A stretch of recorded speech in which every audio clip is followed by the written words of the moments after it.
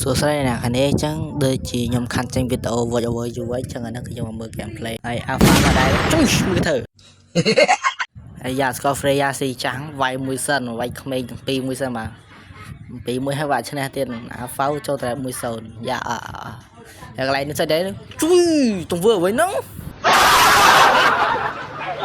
ថា alpha ទៅ alpha យកយីនេះដែរនេះឥឡូវខ្ញុំនិយាយផ្ដើមតងតិចមើលចាញ់មកណា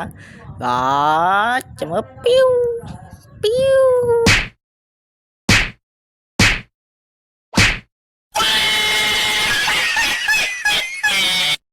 យ៉ា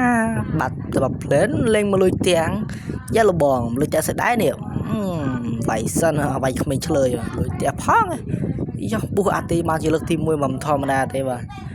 ហើយសាប់បើមិនដែរចុយមើលធ្វើច្រឹកជួយថាសាបើស៊ីប៉ែវាមិនអស់ចាស់ទេ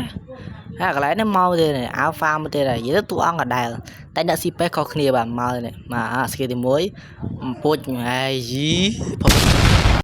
ហើយចុះថាពេលហ្នឹងទៅពេលហ្នឹងហើយចុះកកអីដែរនេះ what the fuck កកលេងមកក្បាលនេះចប់ហ្មងតាលុហើយនេះយើងមើល map បាទតានេះគេនៅទាំង5ទេហើយ call ទៅមកមួយដែរនោះចឹងពីអ្នកសាបា Freya ចាប់ដើមនឹងឡាំទៅដឹបចាស់មីយ៉ាអត់ខ្វល់មីយ៉ាវាយទៅផ្ទះសុតហើយនេះយើងជោគជ័យទៅបាទពី1000 game ឆ្នាំម្ដងបាទព្រោះជាធម្មតាទេ